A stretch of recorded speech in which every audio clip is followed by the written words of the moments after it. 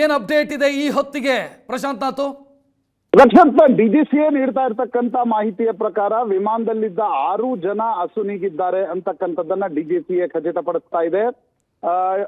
DGCA ಪ್ರಕಾರ landing ಆಗ್ತಕ್ಕಂತ ಸಂದರ್ಭದಲ್ಲಿ 9:10 9:15 ಸುಮಾರಿಗೆ ಬಾರಾಮತಿಯಲ್ಲಿ ಈ ವಿಮಾನ ಒಂದು ಲ್ಯಾಂಡಿಂಗ್ ಆಗ್ತಕ್ಕಂತ ಸಂದರ್ಭದಲ್ಲಿ ಈ ಒಂದು ದುರ್ಘಟನೆ ಸಂಭವಿಸಿದೆ. ವಿಮಾನಕ್ಕೆ ಲ್ಯಾಂಡಿಂಗ್ ನ ಸಂದರ್ಭದಲ್ಲಿ ಬೆಂಕಿ ಹೊತ್ಕೊಂಡಿದ್ರಿಂದ 6 ಜನರನ್ನ ಉಳಿಸ್ಲಿಕ್ಕೆ ಆಗಿಲ್ಲ ಅಂತಕ್ಕಂಥದ್ದನ್ನ ಡಿಜಿಸಿಎ ಖಚಿತಪಡಿಸ್ತಾ ಇದೆ. ಅಜಿತ್ ದಾದಾ ಪವಾರ್ ಅವರ ಒಬ್ಬ ಆಪ್ತ ಕಾರ್ಯದರ್ಶಿ, ಒಬ್ಬ ಸುರಕ್ಷಾ ಕರ್ಮಿ ಮತ್ತು ಪೈಲಟ್ ಇರ್ತಕ್ಕಂಥ ಒಂದು ವಿಮಾನ, ಮತ್ತೆ ಯಾರ್ಯಾರಿದ್ರು ಅಂತಕ್ಕಂಥದ್ರ ಬಗ್ಗೆ ಇನ್ನೂ ಮಾಹಿತಿ ದೊರಕಬೇಕಿದೆ. ಆದ್ರೆ ವಿಮಾನ ಕರ್ಮಿಗಳ ಜೊತೆಗೆ ಅಜಿತ್ ದಾದಾ ಪವಾರ್ ಅವರ ಆಪ್ತ ಕಾರ್ಯದರ್ಶಿ ಮತ್ತು ಅವರ ಏನೊಂದು ಸೆಕ್ಯೂರಿಟಿ ನಿಯೋಜನೆಗೊಂಡಿರ್ತಕ್ಕಂಥ ಪೊಲೀಸ್ ಇರ್ತಾರೆ, ಅವರು ಕೂಡ ಈ ವಿಮಾನದಲ್ಲಿ ಇದ್ರು ಅಂತಕ್ಕಂಥ ಒಂದು ಮಾಹಿತಿ. ನಿನ್ನೆ ತಡರಾತ್ರಿಯೇ ಬಾರಾಮತಿಗೆ ಹೋಗ್ಬೇಕಿತ್ತು, ಆದ್ರೆ ಆಗ್ಲಿಲ್ಲ ಅನ್ನುವ ಕಾರಣಕ್ಕೋಸ್ಕರ ಬೆಳಿಗ್ಗೆ ವಿಶೇಷ ವಿಮಾನದಲ್ಲಿ ಅಜಿತ್ ದಾದಾ ಪವಾರ್ ಮುಂಬೈಯಿಂದ ಹೊರಟಿರ್ತಕ್ಕಂಥ ಸಂದರ್ಭದಲ್ಲಿ ಲ್ಯಾಂಡ್ ಆಗುವಾಗ ಈ ವಿಮಾನದ ಅಪಘಾತ ಸಂಭವಿಸಿದೆ.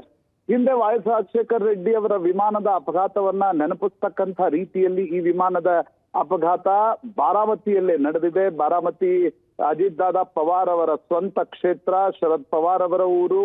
ಅಜಿತ್ ದಾದಾ ಪವಾರ್ ಇತ್ತೀಚೆಗಷ್ಟೇ ಪುಣೆ ಮತ್ತು ಪಿಂಪರಿ ಚಿಂಚವಡ್ ಮಹಾನಗರ ಪಾಲಿಕೆ ಚುನಾವಣೆಯಲ್ಲಿ ಬಿಜೆಪಿ ಜೊತೆಗೆ ಅವರ ಸಂಬಂಧಗಳು ಸಾಕಷ್ಟು ಹದಗೆಟ್ಟಿದ್ವು.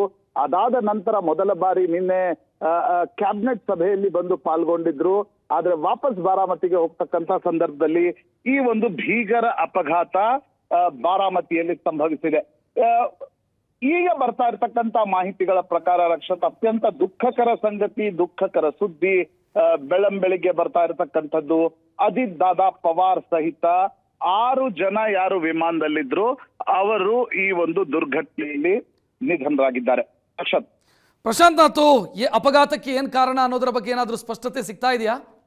ಅಲ್ಲ, ಈಗಷ್ಟೇ ಈ ಅಪಘಾತ ಸಂಭವಿಸಿದೆ. ಯಾಕಂದ್ರೆ ಡಿಜಿಸಿಎ ಎಕ್ಸ್ಪರ್ಟ್ಸ್ ಗಳು ಬರುವವರೆಗೆ ಈ ಅಪಘಾತ ಹೇಗ್ ಸಂಭವಿಸ್ತು ಅಂತಕ್ಕಂಥದ್ದು ಸ್ಪಷ್ಟವಾಗಿ ಗೊತ್ತಾಗಲ್ಲ. ತಾಂತ್ರಿಕ ಫೇಲ್ಯೂರ್ ಇತ್ತಾ, ಏನಿತ್ತು ಅಂತಕ್ಕಂಥದ್ರ ಬಗ್ಗೆ ಇನ್ನೂ ಖಚಿತ ಮಾಹಿತಿಯನ್ನ ನಿರೀಕ್ಷಿಸಲಾಗ್ತಾ ಇದೆ. ಸದ್ಯ ಬರ್ತಾ ಇರತಕ್ಕಂತ ಮಾಹಿತಿಗಳ ಪ್ರಕಾರ ಮರಾಠಿ ಚಾನೆಲ್ಗಳು ಕೂಡ ಇದನ್ನ ಖಚಿತಪಡಿಸ್ತಾ ಇವೆ. ಯಾಕಂದ್ರೆ ಮರಾಠಿ ಚಾನೆಲ್ಗಳಿಗೆ ಬಾರಾಮತಿಯಲ್ಲಿ ಅಲ್ಲಿನ ವರದಿಗಾರರು ಕೂಡ ಇರ್ತಾರೆ. ಅವರಿಂದ ಬರ್ತಾ ಇರತಕ್ಕಂತ ಮಾಹಿತಿಯ ಪ್ರಕಾರ ವಿಮಾನದಲ್ಲಿದ್ದ 6 ಪ್ರಯಾಣಿಕರು ಸಾವಿಗೀಡಾಗಿದ್ದಾರೆ ಅಂತಕ್ಕಂಥ ಒಂದು ಖಚಿತ ಮಾಹಿತಿ ಬಾರಾಮತಿಯಿಂದ ಬರ್ತಾ ಇದೆ. ಇನ್ನು ಹೆಚ್ಚಿನ ಮಾಹಿತಿಯನ್ನ ನಿರೀಕ್ಷಿಸಲಾಗ್ತಾ ಇದೆ. ಯಾಕಂದ್ರೆ ಮೊದಲು ಹೇಳಲಾಗ್ತಾ ಇತ್ತು, ಇಮಿಡಿಯೇಟ್ ಹೇಳಲಾಗಿತ್ತು, ಇಲ್ಲ ಅಜಿತ್ ದಾದಾ ಪವಾರ್ ಅಪಘಾತದ ಪ್ರಾಣಾಪಾಯದಿಂದ ಪಾರಾಗಿದ್ದಾರೆ, ಗಾಯಗೊಂಡಿದ್ರು, ಅವರನ್ನ ತಕ್ಷಣಕ್ಕೆ ಆಸ್ಪತ್ರೆಗೆ ಸಾಗಿಸಲಾಯಿತು, ಅಲ್ಲಿ ಉಪಚಾರ ಶುರು ಆಗಿದೆ ಅಂತಕ್ಕಂಥ ಮಾಹಿತಿಗಳು ಬರ್ತಾ ಇದ್ವು. ಆದ್ರೆ ಈಗ ಡಿಜಿಸಿಎ ಮೂಲಗಳ ಪ್ರಕಾರ 6 ಜನ ಸಾವಿಗೀಡಾಗಿದ್ದಾರೆ. ಅಲ್ಲಿ ಅಪಘಾತದ ದೃಶ್ಯಗಳನ್ನ ನೋಡಿದ್ರೆ ರಕ್ಷತ್, ಅಪಘಾತದ ಇಮಿಡಿಯೇಟ್ ದೃಶ್ಯಗಳನ್ನ ನೋಡಿದ್ರೆ, ಯಾಕಂದ್ರೆ ನಾನು ಕೆಲ ಮರಾಠಿ ಚಾನೆಲ್ಗಳನ್ನ ಕೂಡ ಗಮನಿಸ್ತಾ ಇದ್ದೆ, ಅವರು ನೇರವಾಗಿ ಅಲ್ಲಿಂದ ಲೈವ್ ಮಾಡ್ತಕ್ಕಂತ ಸಂದರ್ಭದಲ್ಲಿ ಇಡೀ ವಿಮಾನ ಬೆಂಕಿಗೆ ಆಹುತಿಯಾಗಿತ್ತು. ಹೀಗಾಗಿ ಬೆಂಕಿಗೆ ಆ ರೀತಿ ಲ್ಯಾಂಡಿಂಗ್ ಆಗ್ತಕ್ಕಂತ ಸಂದರ್ಭದಲ್ಲಿ ಆಹುತಿಯಾದಾಗ ತಕ್ಷಣಕ್ಕೆ ಬಚಾವ್ ಕಾರ್ಯವನ್ನ ಕೂಡ ಮಾಡ್ಲಿಕ್ಕೆ ಆಗಲ್ಲ. ಯಾಕಂದ್ರೆ ಯಾವ ಪ್ರದೇಶದಲ್ಲಿ ಅದು ನಡೆದಿರುತ್ತೆ, ಸ್ಥಳೀಯರು ಬಿಟ್ಟು ಅಲ್ಲಿ ತಲುಪೋದು ಕೂಡ ಕಷ್ಟ. ಅಂತ ಒಂದು ಸಂದರ್ಭದಲ್ಲಿ ಹೇಗೆ ಅಪಘಾತ ಸಂಭವಿಸಿತು ಅನ್ನೋ ಮಾಹಿತಿಯನ್ನ ಡಿಜಿಸಿಎ ಎಕ್ಸ್ಪರ್ಟ್ಸ್ ಗಳಲ್ಲಿ ಹೋದ ನಂತರವೇ ಸ್ಪಷ್ಟವಾಗಲಿದೆ.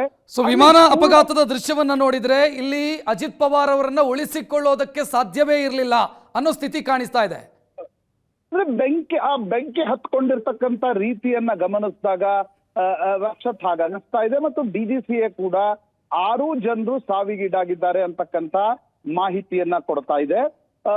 ಮರಾಠಿಯ ಪ್ರಮುಖವಾಗಿರ್ತಕ್ಕಂಥ ಚಾನೆಲ್ ಎಬಿಪಿ ಮಾಜಾ ಕೂಡ ಡಿಜಿಸಿಎ ಮೂಲಗಳಿಂದ ಬರ್ತಾ ಇರತಕ್ಕಂತ ಮಾಹಿತಿಯನ್ನ ಪುಷ್ಟೀಕರಿಸ್ತಾ ಇದೆ. Rakshath, yes, thank you Prashanth Nath ಮಾಹಿತಿಗೆ.